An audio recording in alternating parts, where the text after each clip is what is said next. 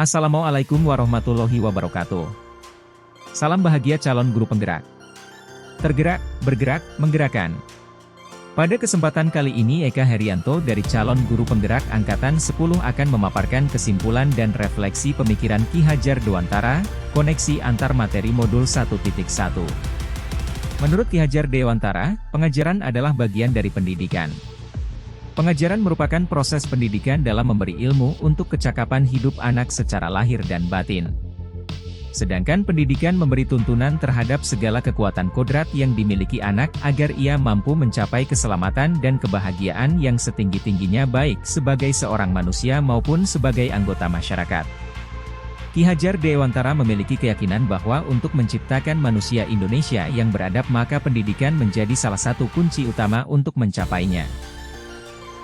Apa yang Anda percaya tentang murid dan pembelajaran di kelas sebelum Anda mempelajari modul 1.1?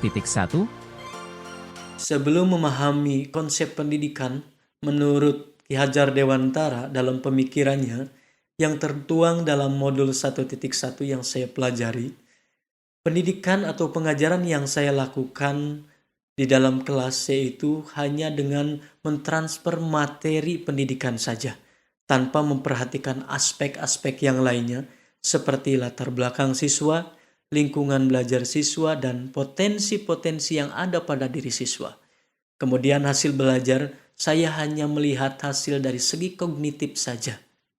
Dan kemudian dalam pembelajaran, saya menganggap siswa sebagai objek, sehingga saya melakukan pembelajaran dengan melakukan teacher center, berpusat pada guru. Kemudian dalam menyampaikan pembelajaran, saya tidak peduli siswa paham atau tidak materi yang disampaikan, karena saya beranggapan bahwa kriteria belajar siswa hanya dilihat keberhasilannya dari KKM saja. 2. Apa yang berubah dari pemikiran atau perilaku Anda setelah mempelajari modul ini?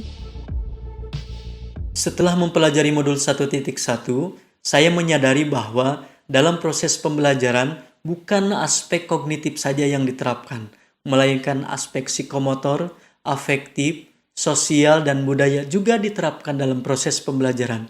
Siswa diberikan kebebasan untuk berpendapat, diberikan kebebasan untuk berekspresi dalam proses pembelajaran, dan juga siswa berperan sebagai subjek pembelajaran, bukan objek pembelajaran, sementara guru hanya bersifat sebagai fasilitator saja.